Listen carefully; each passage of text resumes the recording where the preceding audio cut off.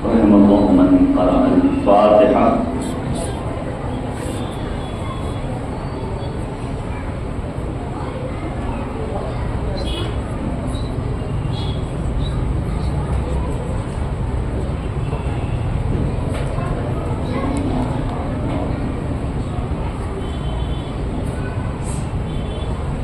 ما شاء الله لا حول ولا قوة إلا بالله العلي العظيم. حسبنا الله ونعم الوكيل، نعم المولى ونعم النصير. أعوذ بالله من الشيطان اللعين الرجيم. بسم الله الرحمن الرحيم. رب اشرح لي صدري ويسر لي امري واحلل عقدة من لساني يفقهوا قولي. الحمد لله رب العالمين، والعاقبة للمتقين، والجنة للمؤمنين، والنار للملحدين والمنافقين والكافرين والعاصين والظالمين. وصلى الله على سيدنا ومولانا وحبيب قلوبنا وطبيب نفوسنا وشفيع ذنوبنا مولانا ومولى الثقلين جد الحسن والحسين بالقاسم المصطفى محمد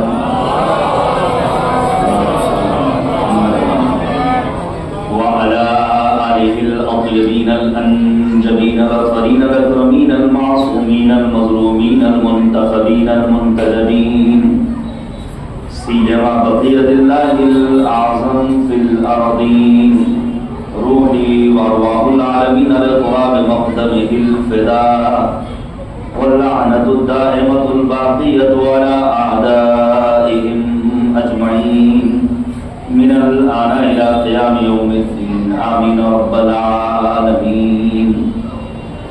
أما بعد فقد قال الله تبارك وتعالى في القرآن الحكيم، وهو أصدق الصادقين وقوله الحق. بسم الله الرحمن الرحيم. في بيوت أذن الله أن ترفع ويذكر فيها اسمه يسبح له فيها بالغدو والآصال. اللهم صل على محمد.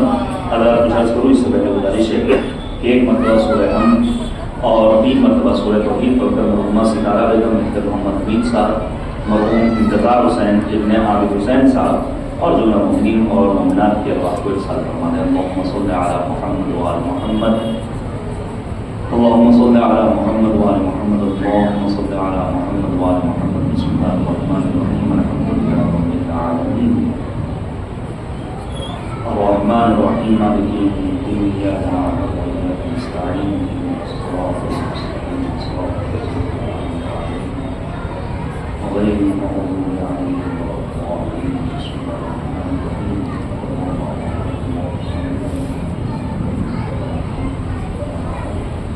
بسم الله الرحمن الرحيم. قل هو الله أحد الله الصمد لم يلد ولم يولد ولم يكن له كفوا أحد. بسم الله الرحمن الرحيم. قل هو الله أحد الله الصمد لم يلد ولم يولد ولم يكن له كفوا أحد.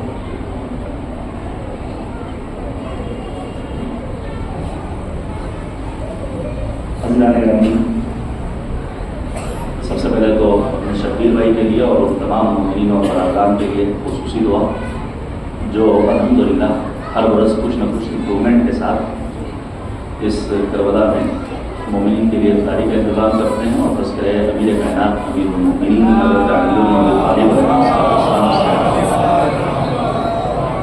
شہر بھوپال کی فضا کو اور اس VIP علاقے کو بھی محبت کرتے ہیں. پروردگار کی بارگاہ میں دعا ہے کہ معبود ماہ مبارک میں کی جانے والی ہماری عبادتوں کو قبول فرمائیں اور آنے والی شب قدر کو درک کرنے کی توفیق کرامت فرمائیں. آج تھوڑا سا وقت ہمارے پاس کم رہے گا لیکن تقریباً 50 منٹ کا ہمارا بیان چند باتیں بیان کروں گا. امیر المومنین کا ایک خطبہ ہے ماہ مبارک رمضان کے سلسلے میں. عموماً ہمارے یہاں جب قربات کی گفتگو ہوتی ہے یا ماہ رمضان کی فضیلتوں کا تذکرہ ہوتا ہے تو ہم نبی خاتم کے خطبہ شعبانیہ کو پڑھتے بھی ہیں اور سناتے بھی ہیں مومنین کو. ایک خطبہ بڑا تفصیلی خطبہ ہے اور یہ خطبہ وہ ہے جسے ہمارے چھٹے امام حضرت امام جعفر صادق مولا امام صادق نے اپنے آباء و اجداد سے نقل کیا ہے کہ ماہ رمضان کی ابتدا میں امیر المؤمنین مسجد کوفہ کے ممبر پر جاتے ہیں اور پھر ایک طویل خطبہ ارشاد فرماتے ہیں. چند ایک باتیں بیان کروں گا.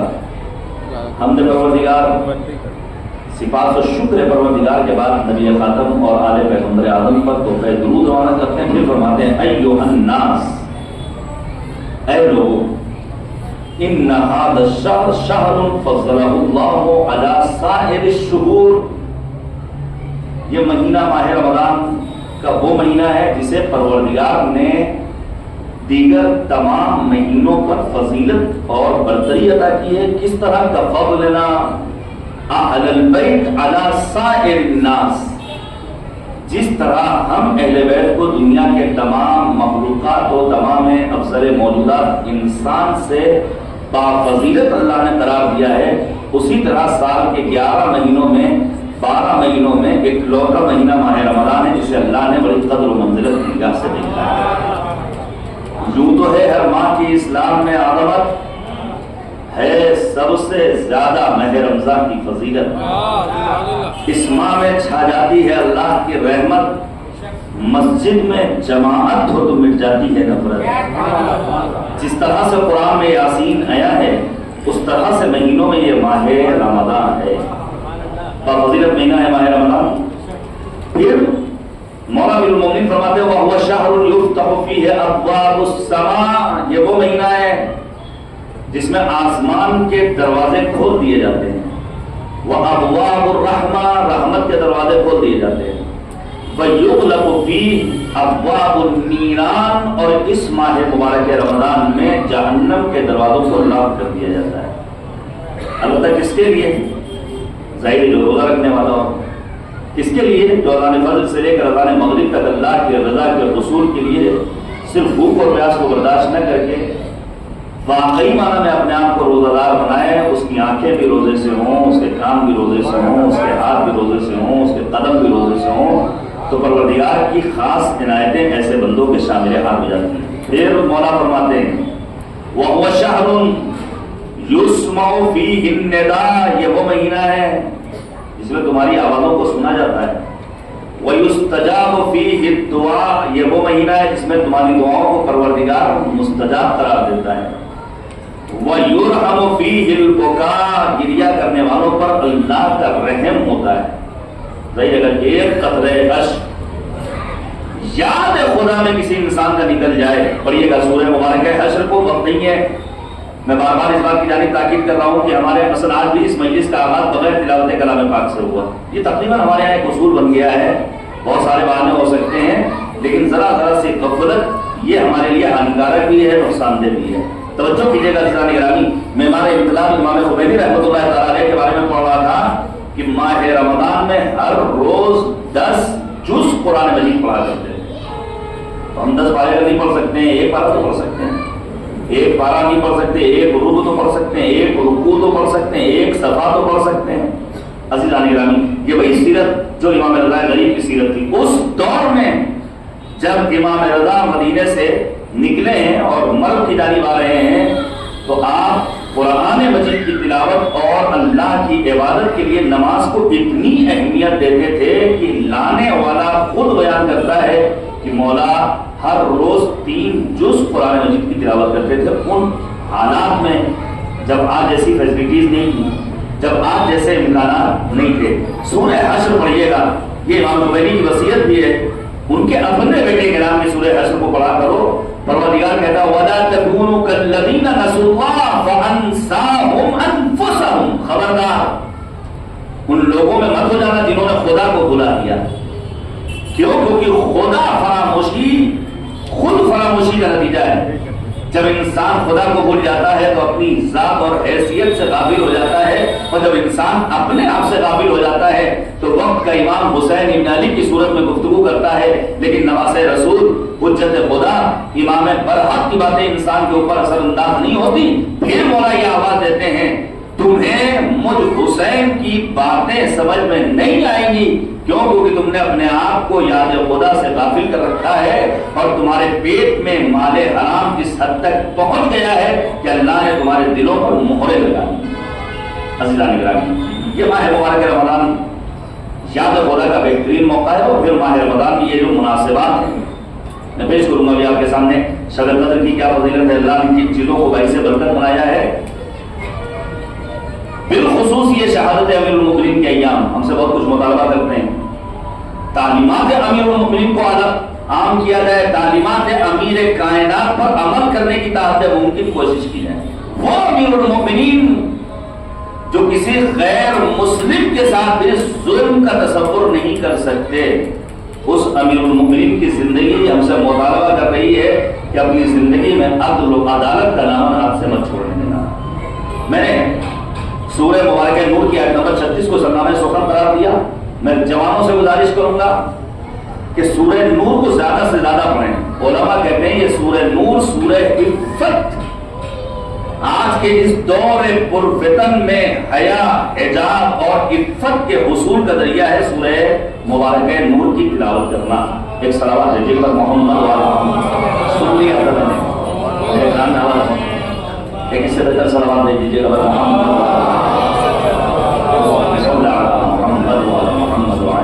انشاءاللہ نجف اشرف کی زیارت نصیب ہو۔ ایک اور صلوات دیجیے گا محمد، مظلومین عالم کی حمایت اور ظالموں کی نابودی کے لیے ایک اور صلوات دیجیے گا محمد۔ آنے والے اپریل کی 21 تاریخ جنت البقیع کے انہدام کو 100 سال مکمل ہو رہے ہیں۔ آل سعود کی نابودی کے لیے ایک صلوات دیجیے گا محمد۔ جنت البقیع کی تعمیر کے لیے ایک صلوات دیجیے گا محمد۔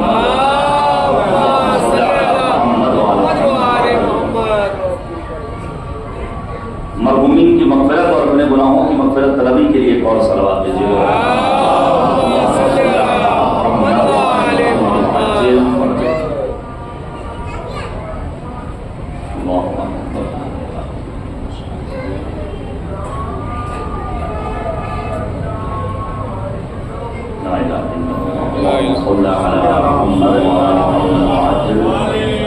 اچھا ذرا مل کر ایک صلوات دے دیجیے گا محمد۔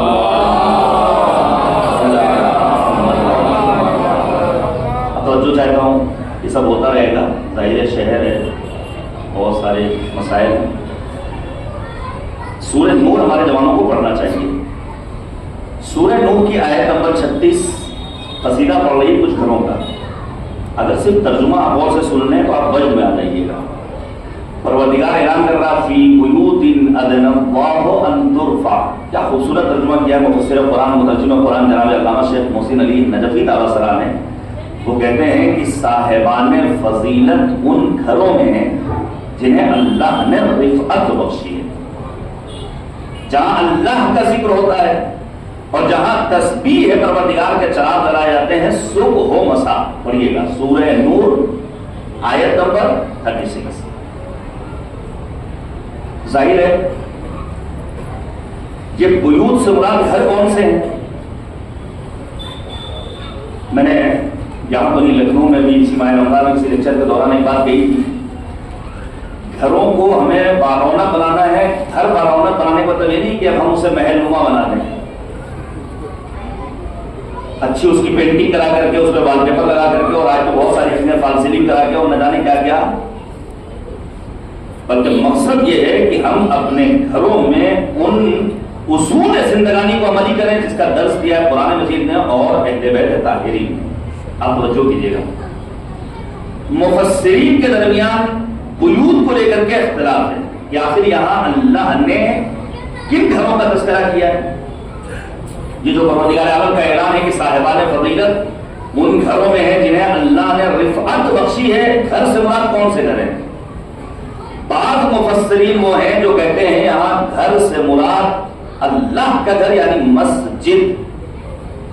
ظاہر ہے اچھا مسجدوں میں بھی چند مساجد نہایت اہمیت کی حامل، مثال کے طور پر مسجد الحرام ایک نماز جو ہم اپنے گھر میں پڑھیں اس کا ثواب کچھ اور ہے، وہ نماز اگر ہم شہر کی جامع مسجد میں پڑھیں تو اس کی فضیلت کچھ اور ہے، اور یہی نماز اگر ہم ایک رکعت مسجد الحرام میں پڑھیں تو ایک رکعت کے عوض پروردگار 1,00,000 رکعت کا ثواب ادا کرنے والا ہے۔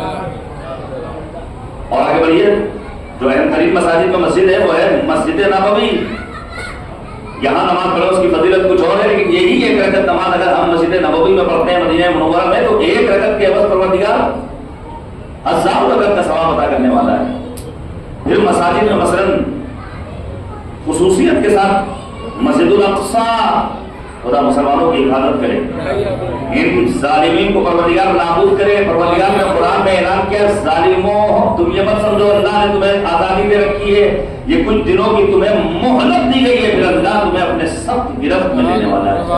انشاءاللہ ہم اور آپ اسرائیل کی نابودی اپنی آنکھوں سے دیکھیں گے، ہم اور آپ رہبر انقلاب کی اس پیشین گوئی کو عملی ہوتا ہوا دیکھیں گے جب دنیا کے تمام فرزندان توحید پہنچیں گے مسجد اقصیٰ اور اللہ کی عبادت کے لیے سر بسجود ہوتے ہوئے نظر آئیں گے۔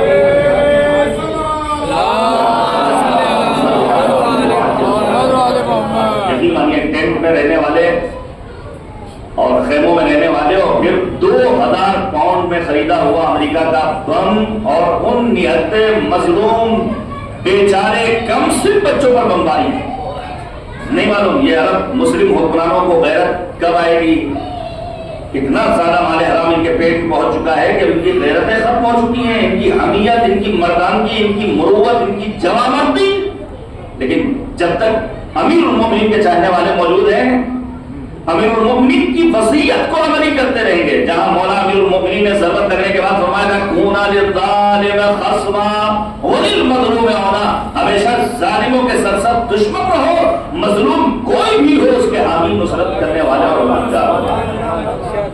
تو مسجدوں کی اپنی اہمیت ہے۔ مسجد اقصیٰ، مسجد کوفہ، ابھی حال ہی میں مسجد مقدس جمکران کی تاریخ کے 1000 سال مکمل ہوئے۔ میں نے بیان پڑھا ہے جناب آیت اللہ عظمیٰ ناصر مکارم شیرازی کا، بیان پڑھا ہے آیت اللہ عظمیٰ جعفر سبحانی اور دیگر بزرگ ممتاز شخصیات کا جنہوں نے مسجد جمکران کو نہایت اہمیت سے دیکھا ہے۔ کعبہ اہل دل، قبلہ اہل نگاہ، کروڑوں عقیدت مندوں کی حاجات کا مرکز یہ مساجد۔ ہمارا رشتہ مسجدوں سے بڑا مضبوط ہونا چاہیے۔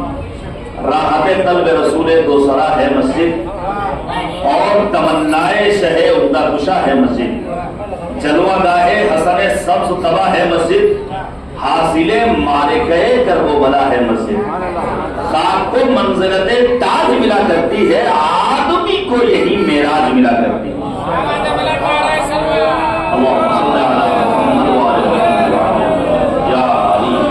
سن لیجیے، دین ہے گوہر نایاب، یہ ہے اس کا صدف،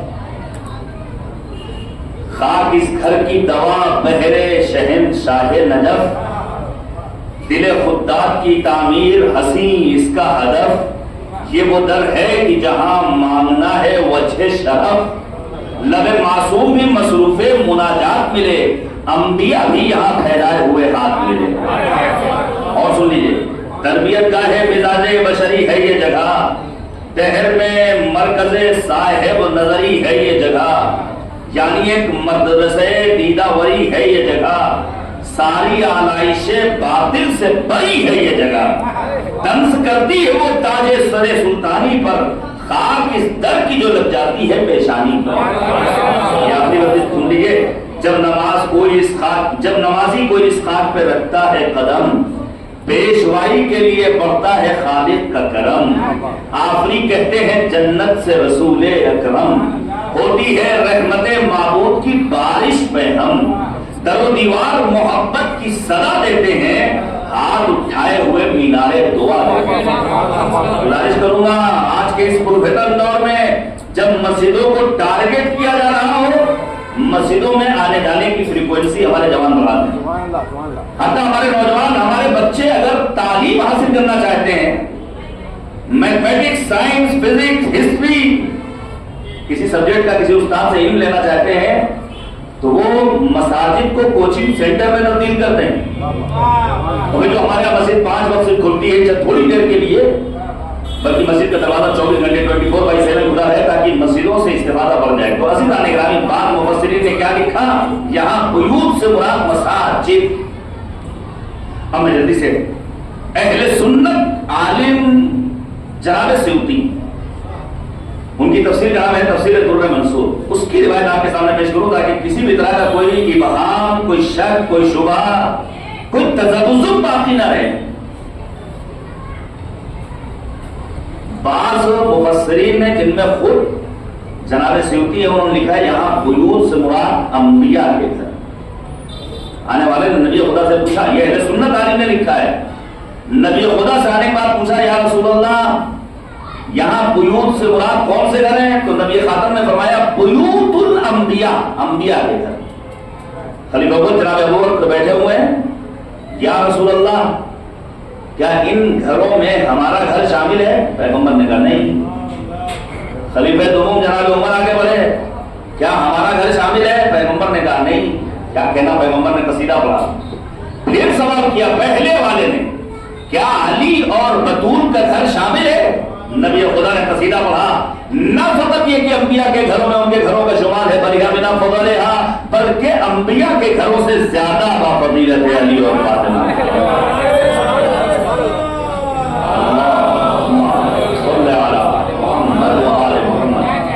اب آپ ذرا سوچیے صاحبان فضیلت کہاں ہے؟ مولائے کائنات، امیر متقیان، غالب کل غالب، حضرت علی جبر علی غالب.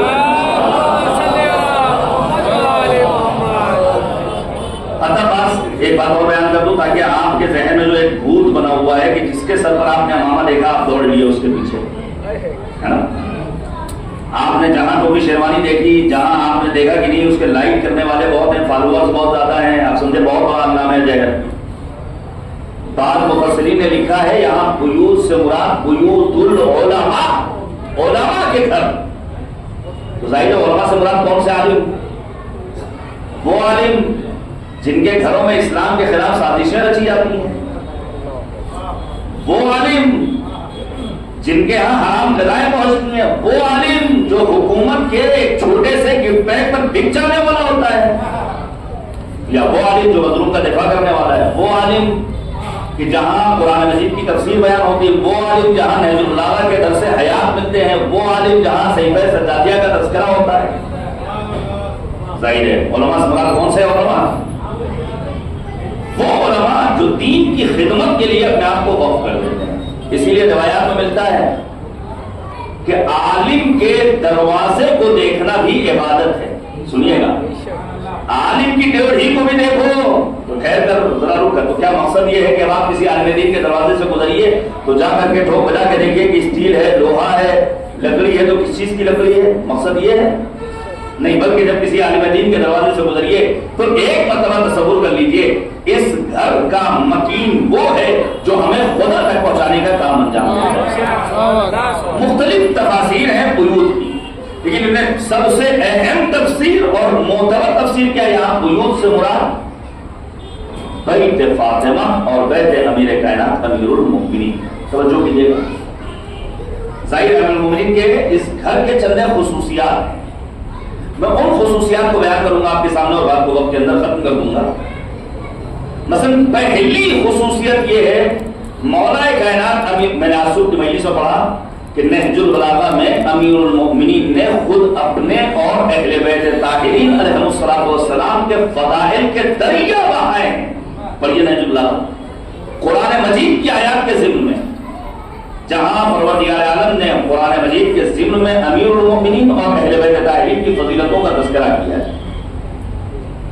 پہلی فضیلت بیت امیر المؤمنین کی ہے یہ گھر وحی الہی کے نزول کا مرکز ہے. اچھا آپ میں جلدی سے ایک بات کہہ دوں، مثلا وحی الہی میں جو اہم ترین اور معروف ترین آیات کریمہ ہے پروردگار عالم کی جانب سے قرآن مجید میں نازل ہونے والی، جو امیر المؤمنین کے گھر میں نازل ہوئی. آیت تطہیر ہے کوئی اور گھرانہ جس کی شان میں پروردگار نے آیت تطہیر جیسی آیت نازل کی ہو؟ مثال کے طور پر سورہ مبارکہ دہر کی کم از کم 18 آیات کہاں نازل ہوئی ہیں؟ गए थे अमीर कायनात अमीरुल मोमिनीन में। अभी तो आप बाबा कर रहे हैं, अभी एक बात ऐसी कहूंगा कि आप वाकई में थोड़ा परेशान हो जाइएगा। अच्छा, डॉक्टर का काम ही होता है कि कल की दवा दे। अगर हर टैबलेट मीठा होगा तो मरीज जल्दी शिफाया। तो हमारा काम यही है जो हमने अपने बुजुर्गों से सीखा है और उस रविश पर हम आगे भी बढ़ना चाहते हैं कि हम सिर्फ मीठी मीठी डोज न दें बल्कि कुछ कड़वी बातें भी करके जाएं, क्योंकि मासूम ने फरमाया आप इख्वानी इलैया मन अहदा इलैया उयूबी, तुम्हारा बेहतरीन भाई वो है जो तुम्हें नकायस तुम्हारे कमियों को बतौर तोहफा तुम्हें देकर जाए। अब सुनिएगा, अच्छा, इन 18 आयतों के नुज़ूल का पस मंजर और सूरह दुहर का शान नुज़ूल क्या है? हसनैन करीमैन बीमार हुए, पैगंबर खातम ने अपनी बेटी फातिमा से क्या कहा, घर वालों के साथ रोजे की नजर मानो। मैं आपसे एक सवाल कर रहा हूं, क्या नजर का वो कॉन्सेप्ट हमारे यहां है जो पैगंबर खातम ने जनाब ज़हरा मर्जिया को पेश किया है? हमारे यहाँ नजर तो नहीं है। हाँ, नजर की जगह पर एक दूसरी चीज है जिसे हम कहते हैं मन्नत। भाई करबला कितने धागे बंधे हुए हैं, बाजुओं में चले जाइए, इतने ताले बंद होते हैं कि खोलने में सुबह से शाम हम जैसे 10 जवान लगते हैं, खुल नहीं सकते हैं। तो हमारे अच्छा, हमारी मन्नत भी सुनिएगा, हमारी मन्नत भी बिरयानी की देर से आगे नहीं बढ़ पाती। आखिरी हद हमारी क्या है कि हम खाना पकवाएंगे, लेकिन खुद भी खाएंगे, घर वालों को भी खिलाएंगे, मोमिनीन को भी खिलाएंगे। अब मैं आपके सामने अर्ज कर रहा हूं, याद रखिएगा मेरे अजीजों, ये पैगंबर खातम की जनाब ज़हरा मर्जिया के लिए ताकीद की रोजे की नजर मानो। मैं आपके सामने एक नाम दे रहा हूं, मर्ज़े आले क़द्र जनाब आयतुल्लाह उज़्मा बुरुजर्दी अलैहिर्रहमा के अज़ीम मर्ज़े तकलीम। आयतुल्लाह बुरुजर्दी बहुत अजीम शख्सियत, खुदा उनकी कब्र पर बाराने रहमत नाज़िल करे। मस्जिद आज़म में हरम मासूमा से मुत्तसिल उनकी कब्र मौजूद है, जाइए तो फातिहा पढ़ लिया कीजिए, यहीं से पढ़ लिया कीजिए। आगा बुरुजर्दी के बारे में मिलता है जरा सख्त मिजाज के थे और जल्दी गुस्सा हो जाया करते। कभी कभी उन्हें एहसास होता था ये हमारा गुस्सा बेतुका है। उनके बारे में मैंने पढ़ा कि आयतुल्लाह बुरुजर्दी को एक मरतबा एहसास हुआ कि ये मैं बिना सबब गुस्सा कर रहा हूं। फौरन आयतुल्लाह उज़्मा बुरुजर्दी अलैहिर्रहमा ने नज़रवानी, परवरदिगारा अगर अब मैंने कभी बिना सबब गुस्सा किया तो मैं नज़र मानता हूं तेरी रज़ा के हुसूल के लिए कुर्बतन इलल्लाह एक रोजा रखूंगा। नहीं, बात अभी आपके लिए क्लियर नहीं हुई। हमारा जवान नमाज फजर नहीं पढ़ रहा है, माह मुबारक रमजान में आम दिनों में साल भर क्यों नहीं वो खुदा की बारगाह में नजर कर लेता, परवरदिगारा अगर नमाज फजर छूटी तो एक नमाज के एवज एक रोजा रखूंगा। याद रखिएगा मेरे अजीजों, जहां 2-4 वाजिब रोजे रखने की नौबत आ गई, खुद ब खुद इंसान नमाज फजर का आदी हो जाएगा। इसलिए मज़हब कहता है कि मैदान अमल में अपने आप को उतारो ताकि अल्लाह की रज़ा तुम्हारे शामिल हाल हो सके। सलावत भेजिएगा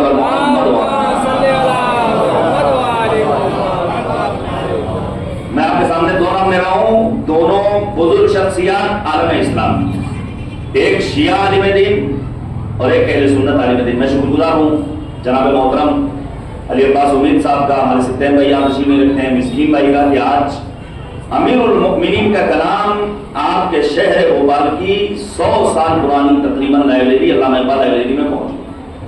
आप सुनिएगा, और ये मेरा ही नहीं बल्कि हमारे मज़हब का ठोस अक़ीदा है कि हमें अहले सुन्नत से कोई इख्तिलाफ नहीं। याद रखिएगा, हमारा इख्तिलाफ नासिबियों से।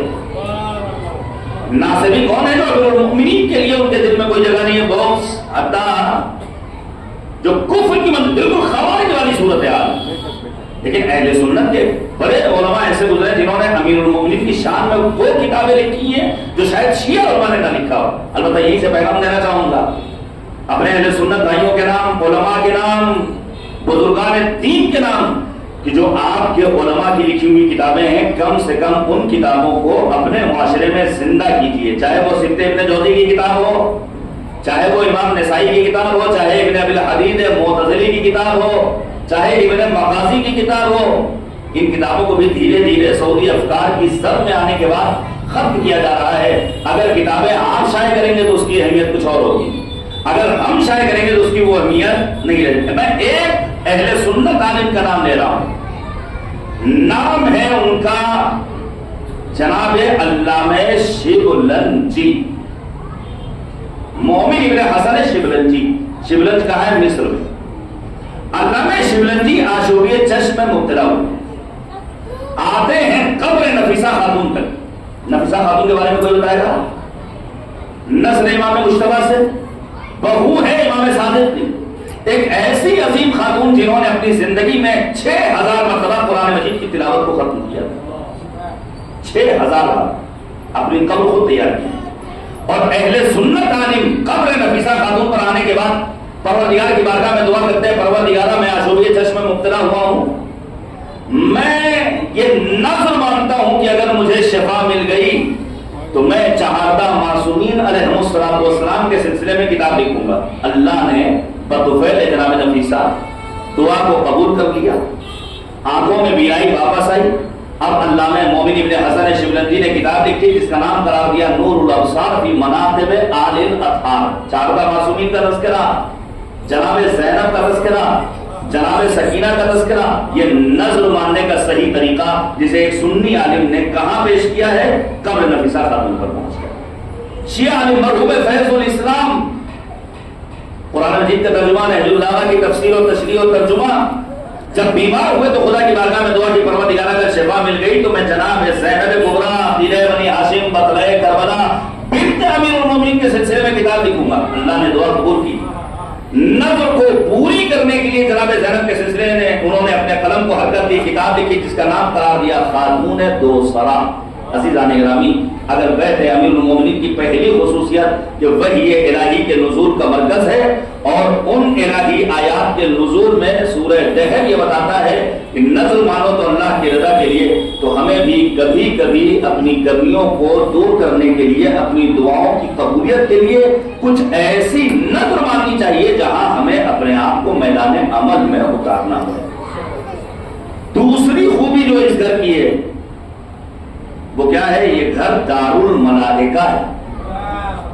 اس گھر میں ملائکہ مقربین درگاہ ہے، پروردگار نازل ہوتے رہے، جبرائیل، میکائیل۔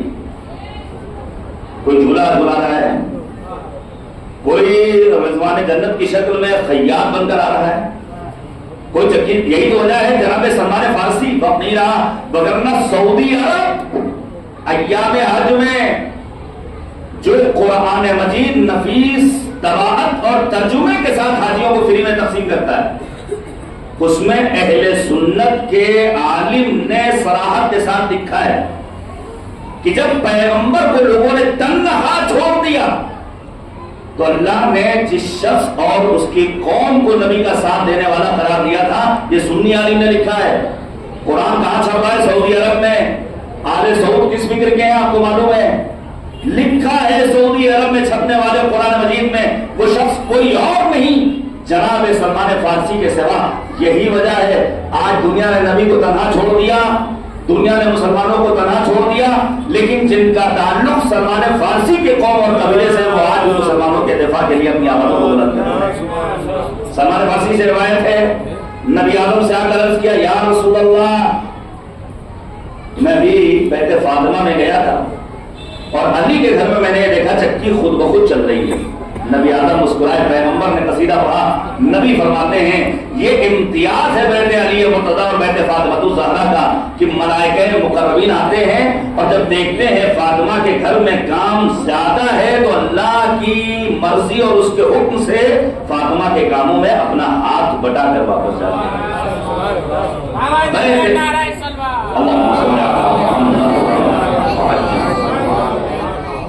بیت فاطمہ کی ایک خوبی اور ہے، وہ خوبی کیا ہے؟ یہ گھر دار العبادہ ہے، یہ عبادت کا مرکز۔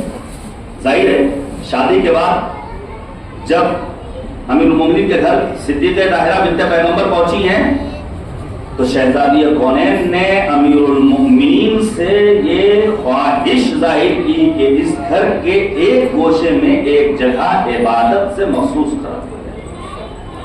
آپ سوچئے، آپ وہ شادی کی پہلی رات جو عموماً حلہ رنگامے میں گزر جاتی ہے، جو فوٹوگرافی میں گزر جاتی ہے، کیا بے حیائی ہے۔ میں تو اکثر اپنی مجلسوں میں کہتا ہوں کہ اگر کوئی خاتون ہمیں بے حجاب نظر آتی ہے تو اس خاتون سے ہمارا کوئی شکوہ نہیں، ہمارا کوئی شکوہ نہیں۔ اب تو ہم بے غیرت مردوں کو ٹارگٹ کرتے، میاں آپ کی غیرت کو کیا ہو گیا ہے؟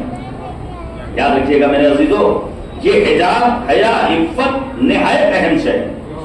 اس شادی کی پہلی رات میں امیر المومنین سے جناب زہرا مرضیہ نے کیا فرمایا تھا گھر پہنچنے کے بعد امیر المومنین کے، کہ آج کی رات ہم اللہ کی عبادت کرتے ہیں، یہ گھر عبادت پروردگار کا مرکز ہے، یہ وہی گھر ہے جہاں زوجہ امیر المومنین جناب زہرا نے جب اپنے آپ کو مصلی عبادت پر پہنچایا اور سر نیاز کو معبود کی بارگاہ میں جھکایا تو یہ نور آسمان تک گیا، لہذا آپ کا نام زہرا قرار پایا۔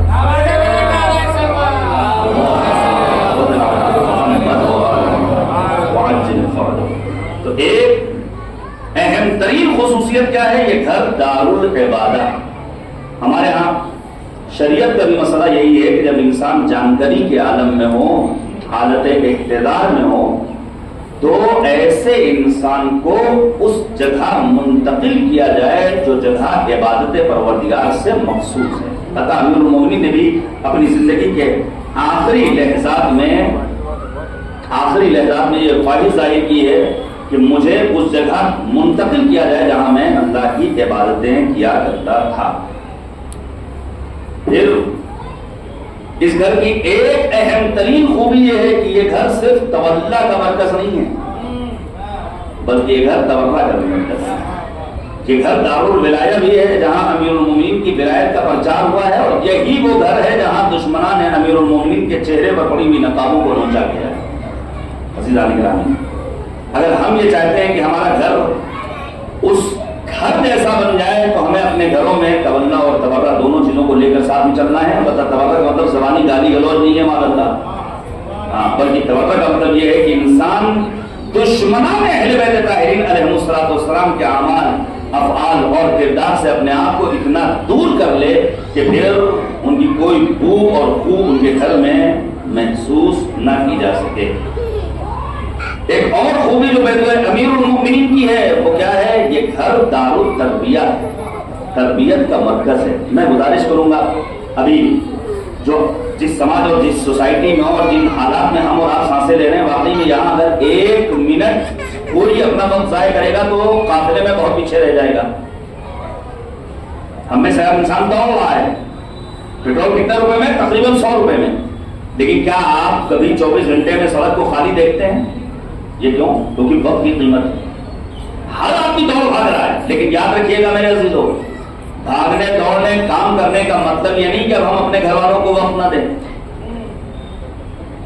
بھاگنے دوڑنے کام کرنے کا مطلب یہ نہیں کہ ہم ماں باپ کا خیال نہ رکھیں، ایسا اقربا کا خیال۔ یاد رکھیے گا میرے عزیزو، پیغمبر نے فرمایا، امیر المومنین کی وصیت کا فکرہ ہے، اپنے رشتہ داروں کے ساتھ صلہ رحم کرو، ان کا پاس و لحاظ رکھو۔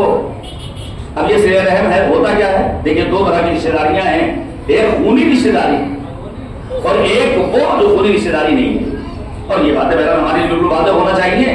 اب یہ صلہ رحم کہلائے گا کب؟ مرحوم آیت اللہ العظمیٰ سید محمد رضا گل پائگانی علیہ الرحمہ اور مرحوم آیت اللہ خوئی علیہ الرحمہ، ان دونوں بزرگواروں سے کسی نے اگر سوال کیا، آقا یہ بتائیے صلہ رحم کا مصداق کیا ہے؟ سنیے گا، یہ جو ہم کبھی کبھی اپنے رشتہ داروں کو صرف ایک میسج کر دیتے ہیں، السلام علیکم، اے ہاؤ آر یو، اور کبھی ان کے گھر چلے جاتے، سوچا ہم نے تو صلہ رحم کر لیا۔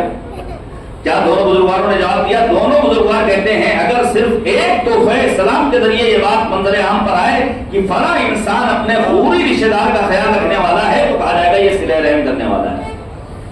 اور اگر انسان اپنے رشتہ دار کے گھر آتا جاتا رہے، مثال کے طور پر یہ میرا گھر، یہ میرے چچا کا گھر، میری پھوپھی کا گھر، میرے چچا بھائی گھر جو میرے خونی رشتہ دار ہیں، اور میں ان کے گھر روزانہ آ جا رہا ہوں، دیر تک بیٹھتا بھی ہوں، احوال پرسی بھی کرتا ہوں، لیکن ان کو میری مالی مدد کی ضرورت ہے، میں سب کچھ کر رہا ہوں، ان کے گھر آنا جانا بھی ہے، چائے پینا بھی ہے، پیر بھی دبا رہا ہوں، ان کا احترام بھی اپنی جگہ ہے، امکان ہونے کے باوجود جیب سے پیسے نکال کر ان کی راہ میں نہیں دے رہا ہوں، تو مذہب کہتا ہے تمہارے اس عمل کو صلہ رحم نہیں کہا جائے گا۔ اچھا کبھی کبھی یہ جو جوانی کی طاقت نئے نئے پیسے والے کبھی کبھی جوان یہ کہتے ہوئے نظر آتا ہے اما ایڈمٹ ہے، مجھے کسی رشتہ دار کی مدد کی ضرورت نہیں ہے. بہت سارے لوگ مل جائیں گے آپ کو، ہم اکیلے ہاسپٹل میں اپنے مریض کو دیکھ لیں گے. مولا کائنات امیر المؤمنین حضرت علی بن ابی طالب علیہ مولا فرماتے ہیں یہ تمہارے رشتہ دار تمہارے بالوں پر ہیں جن کے ذریعے تم قوت پرواز حاصل کر سکتے ہو. یہ تمہارے لیے مشت محکم مت دشمنوں سے مقابلہ کرنے کے لیے کافی وافی ہے. اسی لیے حدیث میں ہے امام معصوم نے فرمایا کہ اگر ایک گنہگار انسان اپنے رشتہ داروں کے ساتھ اچھا سلوک کرنے والا ہو تو پروردگار سے رزق پاتا ہے، اور اگر ایک گھرانہ ایسا ہو جہاں تقویٰ بھی ہے، پارسائی بھی ہے، پرہیزگاری بھی ہے، اللہ کی بندگی بھی ہے، نمازیں بھی ہیں، روزے بھی ہیں، واجبات کی ادائیگی بھی ہے، لیکن یہ گھرانہ وہ ہے جو ان تمام اچھائیوں کے باوجود اپنے رشتہ داروں کا خیال نہیں رکھنے والا ہے، تو الہی کرم اس گھرانے کے شامل حال ہونے والا نہیں. لہذا ہمیں اپنے گھروں کو ایسا مرکز بنایا ہے جہاں کے ذریعے معلوم ہو کہ یہ گھر تربیت کا مرکز ہے. اور یہ خود ایک تفصیلی موضوع ہے، تربیت کے موضوع پر گفتگو ہوتی بھی رہتی ہے اور ہونا بھی چاہیے. عزیزان گرامی، اب سوچئے امیر المؤمنین نے صدیقہ طاہرہ نے مل کر اپنے بچوں کی کتنی حسین تربیت کی تھی کہ صرف امام حسن مجتبی نے 3 مرتبہ گھر کا پورا سامان راہ خدا میں انفاق کر دیا. آپ سوچئے یہ تربیت ہی تو ہے. یہ ہم بچے نقال ہوتے جو کرتے ہوئے دیکھیں گے وہی انجام دیں گے. آنے والا بارگاہ ہے پیغمبر میں آیا مسجد میں نبی آدم، اصحاب کا ہجوم، یا رسول اللہ بھوکا ہوں کھانا چاہیے، بے لباس ہوں لباس چاہیے، مسافر ہوں کرایہ چاہیے. پیغمبر نے کہا بھائی میرے پاس تو نہیں ہے. اور پھر اس موقع پر امیر المؤمنین نے اپنے ہاتھ کو بلند کیا ہے، لے کر اپنے گھر پہنچے ہیں، سارے ضروریات زندگی کو پورا کیا ہے. یہ گھر تربیت کا مرکز ہے. اور پھر تربیت کے لیے ظاہر ہے کہ ہمیں یہ حکم دیا گیا ہے کہ اگر تم نے اپنی اولاد کو محبت کی نگاہ سے دیکھ لیا تو اسے محبت کی نگاہ سے دیکھنا نہیں ہے، بلکہ گویا تم نے اللہ کی بندگی اور عبادت میں اپنا یاد رکھیے گا. عالم کے چہرے کو دیکھنا ہے عبادت، آب زمزم کو دیکھنا ہے عبادت، خانہ کعبہ کو دیکھنا ہے عبادت، قرآن مجید کو دیکھنا ہے عبادت، سم و شوہر کا ایک دوسرے کو دیکھنا ہے عبادت، اولاد کو پیار کی نگاہ سے دیکھنا ہے عبادت، اللہ کی مخلوقات کو دیکھنا ہے عبادت. لیکن مجھے ایک جملہ کہنے دیجیے، اور ان دعاؤں میں جو آج کے دنوں میں اور ان ایام ماہ رمضان میں پڑھنے کی تاکید جس کی گئی ہے وہ دعا ہے وہ حمزہ صومالی کیا کہنا امام سجاد کا انداز دعا وہی ہے جو آپ کے جد امیر المومنین کا انداز دعا ہے. اور یہ امیر المومنین کی دعا ہے سبا کو یا من دل علی ذاتہ بذاتہ. امام سجاد دعا ہے وہ حمزہ صومالی میں فرماتے ہیں بک عرفت وانت الذی دلمتنی علیک ودعوتنی الیک. میر انیس کا وہ شعر ہمارے اصغر بھائی کو بھی یاد ہوگا کہ ہر جا تیری قدرت کے ہیں لاکھوں جلوے، حیران ہوں کہ دو آنکھوں سے کیا کیا دیکھوں. کائنات کے ذرات، موجودات عالم، مخلوقات عالم، یہ جھیلوں کے شہر بھوپال کو دیکھنے کے بعد خدا کی کبریائی کا اندازہ ہوتا ہے. لیکن خدا کی مخلوقات کے ذریعے خدا کو پہچاننا ہم بندوں کا کمال ہے، اور خدا کو خدا کی ذات کے ذریعے پہچاننا علی اور اولاد علی کا کمال ہے.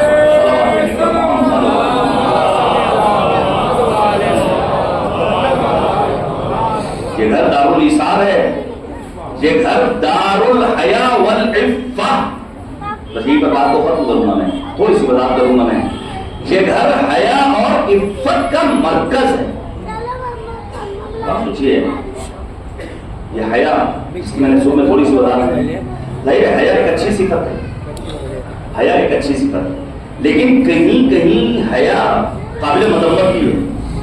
مثال کے طور پر کوئی انسان جس کی داڑھی کے بعد سفید ہو گئے ہیں اور بظاہر بڑھاپا ہے، سینئر سٹیزن میں آ گیا ہے وہ، اور اسے کوئی چیز نہیں معلوم، کسی چیز کا فارمولہ نہیں معلوم، کسی چیز کی نالج اسے لینی ہے. اب وہ شرم محسوس کرے، حیا محسوس کرے کہ آخر میں اور جاؤں کسی نوجوان سے اپنی نادانی کو دور کرنے کے لیے اس کے سامنے سامویدہ طے کروں. مذہب کہتا ہے خبردار اس جگہ پر اب تمہیں حیا کی ضرورت نہیں.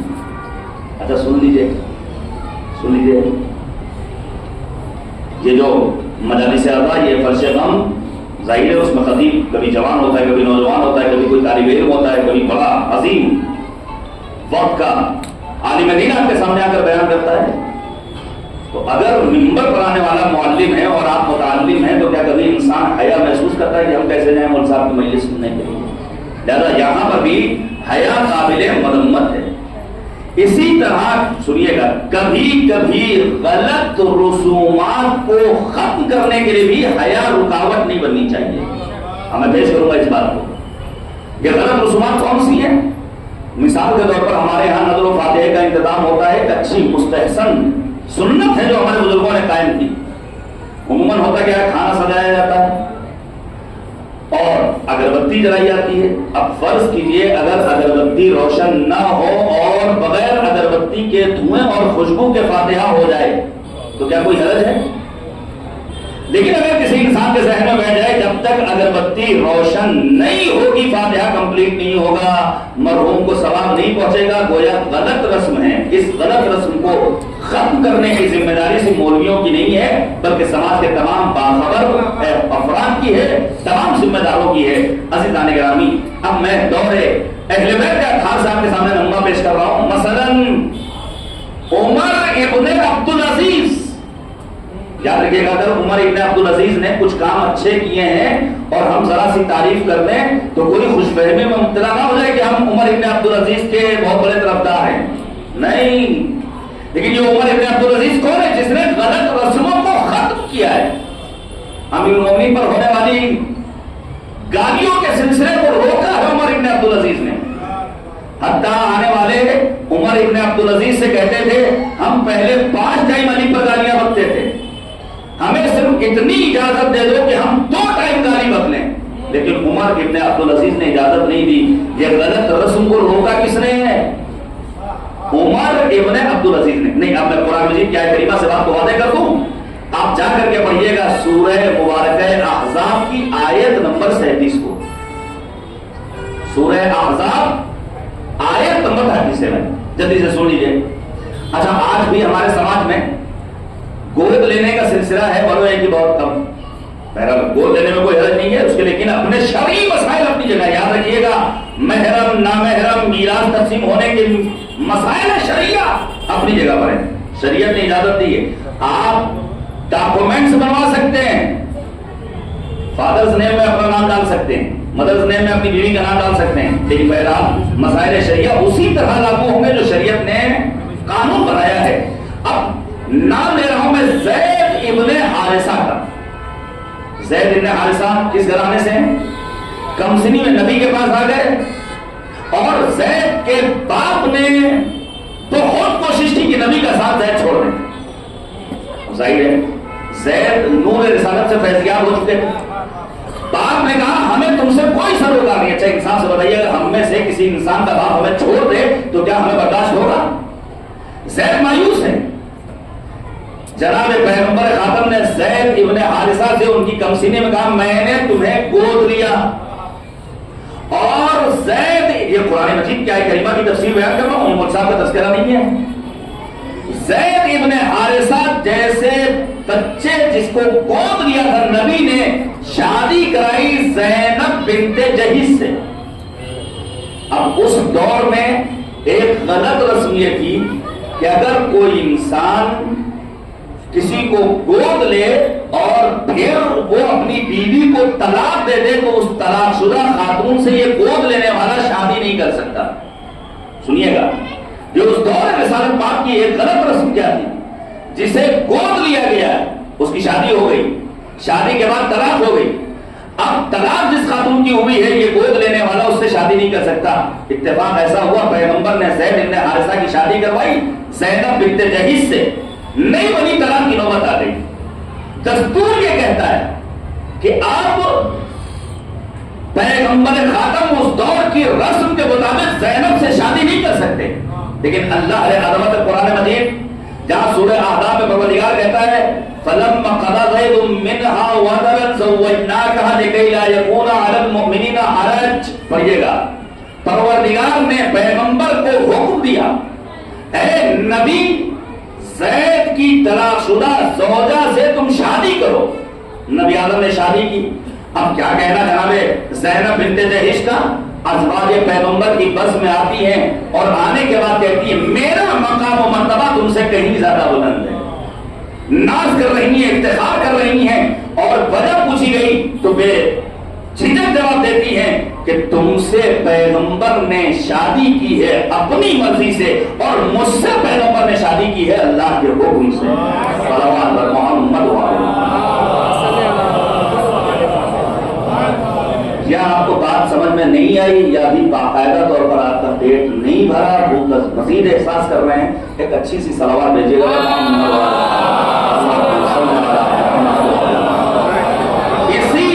اسی طرح جہاں ہمیں حیا نہیں کرنی ہے, ہوتا ہے نا کبھی کبھی بھائی میں عالم دین, میں نے اتنے برس عہدے علم حکم میں گزارے, فلاں مرجع تقلید نے میرے سر پر امامہ رکھا, میرے 10-20 جاننے والے ہیں, میں فلاں جگہ کا سفر کرتا ہوں, فلاں صاحب ڈاکٹر ہیں, میڈیکل آفیسر ہیں, فلاں صاحب ٹیچر ہیں, فلاں صاحب مرجع تقلید ہے, فلاں صاحب IAS ہے, وہ IPS ہے, وہ PCS ہے. مذہب کہتا ہے کہ اگر تمہارے دروازے پر کوئی آ جائے بعنوان مہمان, تو چاہے جتنے بڑے عالم ہو, چاہے جتنے بڑے مرجع تقلید ہو, چاہے جتنے بڑے مجتہد ہو, چاہے جتنے بڑے آفیسر ہو, اب اپنے مہمان کے استقبال کے لیے اپنے نوکر کو مت بھیجنا, بلکہ حیا کو کنارے رکھتے ہوئے اپنے مہمان کے استقبال کے لیے اپنے قدموں کو خود آگے بڑھانا. صلوات بر محمد. خدا اپنے کریم کی بارگاہ میں دعا کرتے ہیں پروردگار امیر المومنین کے گھر سے ملنے والے تعلیمات پر عمل کرنے کی توفیق عنایت فرمائے. اے کریم پروردگار, آج کی اس مجلس میں موجود تمام حاضرین, بالخصوص وہ تمام افراد جنہوں نے دامے درمے قدمے سخنے شرکت کی ہے, ان سب کے توفیقات خیر میں اضافہ فرما. ہمارے بزرگوں کا سایہ ہمارے سروں پر دراز فرما. معبود مظلوموں کی حمایت فرما. پرچم اسلام کو سربلند فرما. دیکھیے روایات میں ملتا ہے کہ جب کوئی دعا کی جاتی ہے اور عام افراد آمین کہیں نہ کہیں, وقت کا امام بہرحال آمین کہتا ہے. لہذا اگر آپ یہ چاہتے ہیں کہ امام کی آواز میں آپ کی آواز مل جائے تو ذرا آمین میں بغض سے کام مت دیجیے گا. پروردگارا پرچم اسلام کو سربلند فرما. دشمنان دین مبین اسلام کو ذلیل و خوار فرما. ایک کریم پروردگار مظلومین فلسطین و غزہ و سیریا و پارا چنار کی حمایت اور نصرت فرما. معبود جملہ مؤمنین, بالخصوص رہبر فضانہ عالم جگانہ حضرت آیت اللہ العظمیٰ سید علی خامنی اور مرجع علی قدر آیت اللہ العظمیٰ سیستانی کو طول عمر بابرکت کرامت فرمائے. ہم سب کو حج بیت اللہ اور عتبات عالیات کی زیارات سے مشرف فرمائے. جو بے روزگار انہیں روزی عنایت فرما, جو مریض ہیں انہیں شفاء کامل و عاجل عنایت فرما, ہم سب کی عاقبت بخیر فرما. پر محمد و آل محمد صلوات.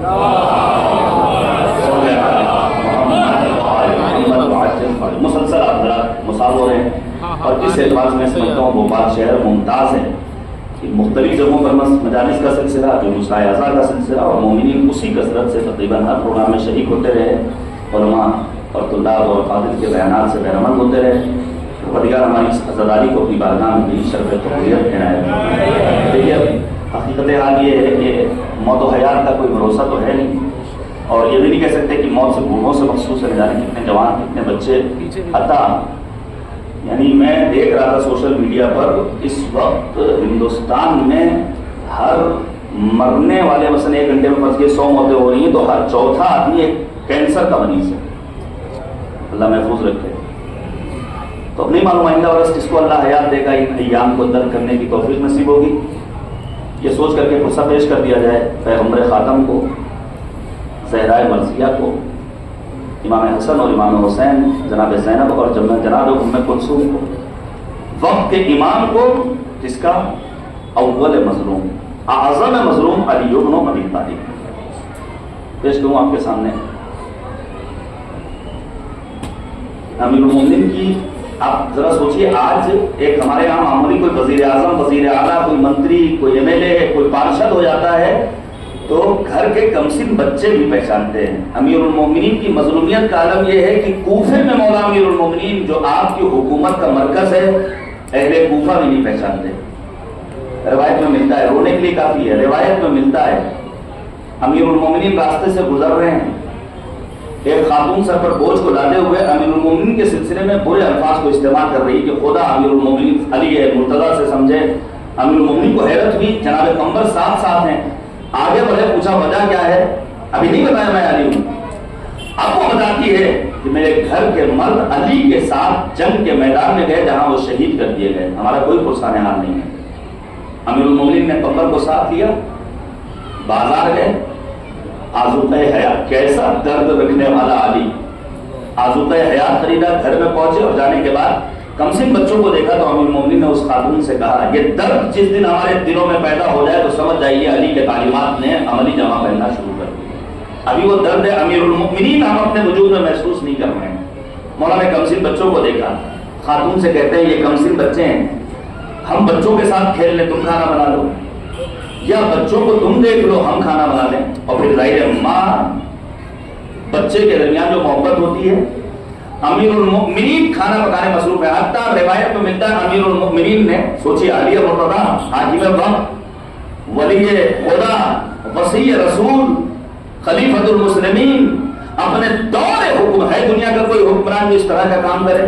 امیر المؤمنین اپنے ہاتھوں سے تنور میں جب روٹی لگاتے ہیں تو اپنے منہ کو تنور کے قریب لے جا کر کہتے ہیں پروردگارہ تیری بارگاہ میں دعا کر رہا ہوں کہ مجھے آتش جہنم سے محفوظ رکھ۔ یہ امیر المؤمنین کا احساس مسئولیت۔ حتیٰ قمر کہتے ہیں کہ امیر المؤمنین نے بچوں کے ساتھ اس انداز سے کھیل کھیلا ہے جیسے کمسن بچے پسند کرتے ہیں، کبھی کسی جانور کی آواز نکالتے ہیں، کبھی امیر المؤمنین اپنی دوش پر، اپنی پشت پر بچوں کو سوار کرتے ہیں۔ قمر کہتے ہیں میں نے مولا امیر المؤمنین سے کہا مولا یہ آپ کے شایان شان نہیں ہے۔ اس موقع پر مولا کا یہ جملہ میں بات کو ختم کر رہا ہوں، مولا امیر المؤمنین فرماتے قمر میں ان کمسن یتیموں کی آنکھوں میں آنسوؤں کو دیکھنا گوارا نہیں کر سکتا۔ اے مولا آج آپ کو کوفے کے یتیموں کا اتنا خیال ہے، ذرا آئیے میدان کربلا میں۔ 4 برس کی کمسن سے کیا جب اپنے باپ پر گریہ کرنا چاہتی ہے تو رخسار پر تماچے لگتے ہیں، بے سب لاشے پر پہنچ کر اپنے باپ کے جنازے کو بہت پہچان کر گریہ کرتی ہے تو کچھ پر درولے برسائے جاتے ہیں۔ اجرکم اللہ، خدا کوئی غم نہ دے سوائے غم حلف۔ بس میں ایک فقرہ مقتل کا پڑھوں گا، بات کو ختم کر دوں گا، سنیے گا۔ اچھا ہمارے بھی باپ کا انتقال 99 میں ہوا، ہوں گے یہاں ہمارے ایسے بزرگ جن کے بزرگوں کا انتقال ہو چکا ہے 10 سال پہلے، 20 سال پہلے، 30 سال پہلے، 40 سال پہلے۔ میرا ایک سوال ہے کہ ہم اپنے مرحوم کو یاد کر کے گریہ کرتے ہیں، جب مجلس ہوتی ہے تب گریہ کر لیتے ہیں، گھر میں فاتحے کا انتظام ہوتا ہے تب گریہ کر لیتے ہیں، کسی کے باپ کا انتقال اگر 30 سال پہلے ہوا، 20 سال پہلے ہوا، کیا آپ نے دنیا میں اپنی نگاہوں سے کبھی دیکھا کہ کسی کی آنکھ میں اتنے آنسو آئے ہوں اور اتنا اس نے گریہ کیا ہو کہ رخسار پر زخم ہو گئے ہوں؟ نہیں نظر آتا ہے۔ ہائے مظلوم امام سجاد جنہوں نے اپنے بابا کی شہادت کے بعد اتنا گریہ کیا کہ رخسار پر نشان بن گئے تھے۔ جب منہار نے کہا مولا کب تک گریہ کریے گا، شہادت آپ کی، بس میں نے ختم کر دیا، شہادت آپ کی میراث ہے، تو اس موقع پر امام سجاد نے یہی کہا تھا تم نے انصاف نہیں کیا۔ اچانک خبر ملی مختار نے انتقام لینا شروع کر دیا ہے۔ نہیں ملتا ہے عزیزوں کی امام سجاد نے سوال کیا ہو میرے بابا کا قاتل پکڑا گیا کہ نہیں پکڑا گیا، نہیں ملتا ہے امام سجاد نے پوچھا ہو کہ آخر میرے چچا عباس کا قاتل پکڑا گیا کہ نہیں پکڑا گیا، نہیں ملتا ہے امام سجاد نے پوچھا ہو میرے بھیا قاسم کے لاشے کو پامال کرنے والا پکڑا گیا کہ نہیں پکڑا گیا، نہیں ملتا ہے کہ امام سجاد نے پوچھا ہو میرے بھیا علی اکبر کے لاشے جسم پر تیر چلانے والا پکڑا گیا کہ نہیں پکڑا گیا۔ ہاں امام سجاد نے فقط ایک سوال کیا تھا، یہ بتاؤ میرے 6 ماہ کے بھیا علی اصغر کا قاتل پکڑا گیا کہ نہیں پکڑا گیا۔ امام کو اگر درد ہے تو جناب علی اصغر کا، یہی وجہ ہے زندان شام میں رباب خستہ تن نے زینب علیہ مقام سے ایک جملہ کہا، اے شہزادی رباب مدینے جا کر کیا کرے گی، میرا شوہر کربلا میں مارا گیا، میرا بیٹا کربلا میں دفن کیا گیا، میری 4 برس کی کمسن سکینہ زندان شام پہ گوشت۔ وَسَيَعْلَمُ الَّذِينَ ظَلَمُوا أَيَّ مُنقَلَبٍ يَنقَلِبُونَ إِنَّا لِلَّهِ وَإِنَّا إِلَيْهِ رَاجِعُونَ رَضًا بِقَضَائِهِ وَتَسْلِيمًا لِأَمْرِهِ الَّهِ لَا مَعْبُودَ سِوَاهُ۔ الہی بحق الزہرا وابیہا وبعلہا وبنیہا وسر المستودع فیہا بعدد ما احاط بہ علم. خدا ہماری اس عبادت کو قبول فرما. کریم پروردگار ہمارے امام کے ظہور حضور میں تعجیل فرما. ہمیں سیرت امیر المؤمنین اور اہل بیت طاہرین پر عمل کرنے کی توفیق عنایت فرما. ہم سب کی عاقبت بخیر فرما. معبود واسطہ ہے رحمت محمد اور آل محمد کا اے کریم پروردگار مظلوموں کی حمایت فرما، ظالموں کو نیست و نابود فرما. معبود واسطہ ہے محمد اور آل محمد کا مقامات مقدسہ کی حفاظت فرما. اے کریم پروردگار مومنین، علماء فاضل واعظین، خطباء، شعراء، ذاکرین، مراجع اعظام، بالخصوص رہبر انقلاب کا سایہ ہم سب کے سروں پر دراز فرما. مجار قدر جناب عید اللہ سیستانی کو طول عمر بابرکت کرامت فرما. معبود واسطہ محمد اور آل محمد کا ہم سب کو دین سمجھنے کی توفیق عنایت فرما. ماہ رمضان میں آنے والے دنوں میں بالخصوص شب قدر میں اپنی بندگی کی توفیق خاص عنایت فرما. اے کریم پروردگار ہمارے جوانوں کے رزق میں اضافہ فرما. معبود واسطہ محمد اور آل محمد کا ہم جب تک زندہ رہیں قرآن و اہل بیت سے ہماری وابستگی رہے اور آخرت میں اہل بیت کی شفاعت ہمارے شامل حال. اے کریم پروردگار ہمارے اعمال کو اس لائق بنا دے کہ وقت ظہور ہم امام کے اعوان و انصار میں شمار ہوں. ربنا تقبل منا انک انت السمیع العلیم.